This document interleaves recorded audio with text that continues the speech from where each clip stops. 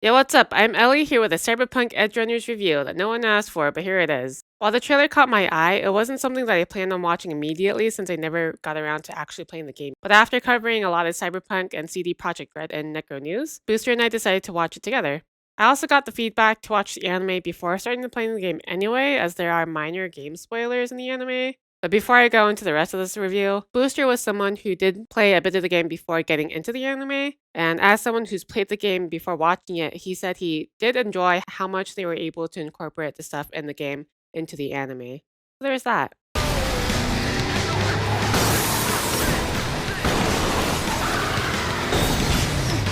But anyway, what did I think of the anime? Honestly, it was alright. I may have just pissed off a bunch of fanboys, so I'll start by going over what I liked about the show first. All of the music was spot on.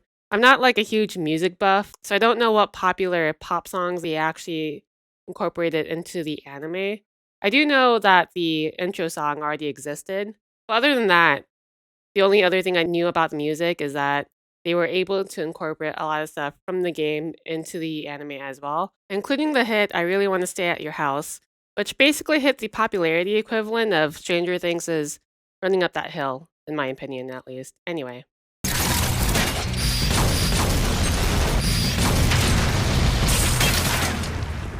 The animation was also spot on, but Studio Trigger anyway, who's done stuff like Gurren Lagann, Little Witch Academia, they've been in the business for a while, so they know how to animate.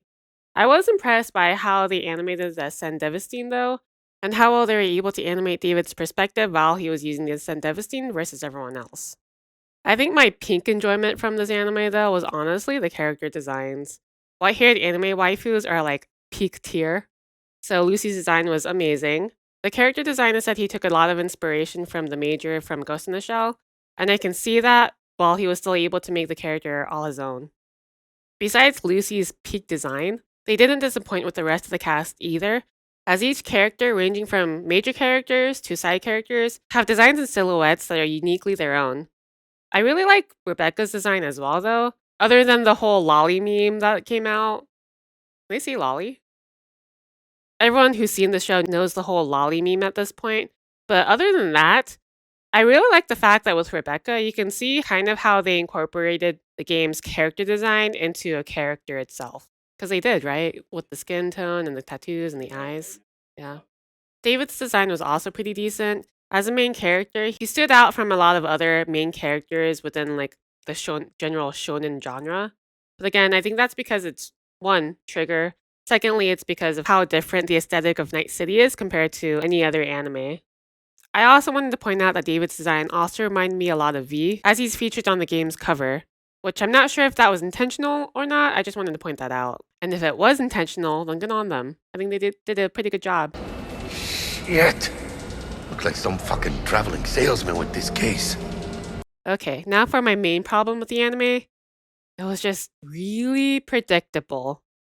I'm not really sure what I was expecting initially going into the anime, but from the studio that gave us Gurren Lagann and Kill la Kill, and to a lesser extent Penny and Stocking in the before times, with a setting like Night City, predictability wasn't really one of them. It got to the point that without spoiling anything, Booster and I got to almost the halfway mark, and I started falling asleep in 1 or 2 episodes. That being said, I did still watch the entire series, so while it was very predictable, they still made the story compelling enough to where I wanted to keep watching and see the end, even though I kind of knew what was going to happen. Yo, gonna pause the video here real quick. Just FYI, from here on out, I'm gonna be talking about spoilers. If you want to skip the spoilers and get straight to the rating, you can skip to this timestamp. Okay, bye. So one thing I really had an issue with the anime at first was how they went about Gloria's death. She dies in the first episode, and while I did predict her dying, I wasn't expecting it until maybe the second episode. What I had thought was that they were going to establish the main character within the first 2 episodes. Instead, they just kind of went straight into the story after the first episode. So I thought Gloria's death was a bit abrupt and didn't really give us enough time to register how important she was in David's life. But looking back on it, I think that was the point and why I actually really enjoyed how they went about it. We can see how fast Gloria's death was shoved onto David and kind of how emotionless he seemed afterward. He kind of just went about his day and didn't really know what to do. And initially, he didn't really give us much of a response. It wasn't until the anime progressed that we really started to see how Gloria's death affected David. And I think that's true for how a lot of people deal with death, at least in my experience. We basically get to see David process Gloria's death in real time and how much Gloria meant to him as he processes his emotions. You're right, Mom. I know I can. I'll do my best. You got my word. Arasaka all the way to the top.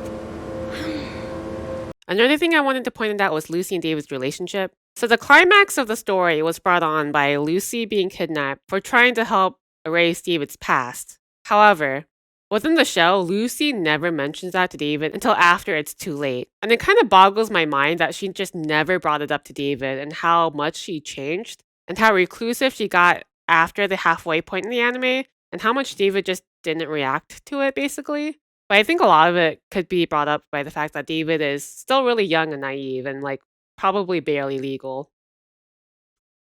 He's like what, 18? So yeah, I think if Lucy had told David what she was doing in the background, that could have prevented a lot of what happened in the end. However, at that point, we don't get the story, and I think a lot of it is just actual character flaws and not so much the writing, is how I'm trying to convince myself that it wasn't a bad relationship. Good work. Shit show's over. But for now, I'd give Cyberpunk EdgeRunners still worth a watch out of 10. Yeah, I don't do actual ratings because I think they're bullshit. But anyway, watch it. But yeah, anyway, tell me what you tell me what you thought about Lucy and David's relationship in the comments below. Did you like any of the points that I made? Did you hate this? I don't know. This is my first review. Tell me what you think. Okay. Bye.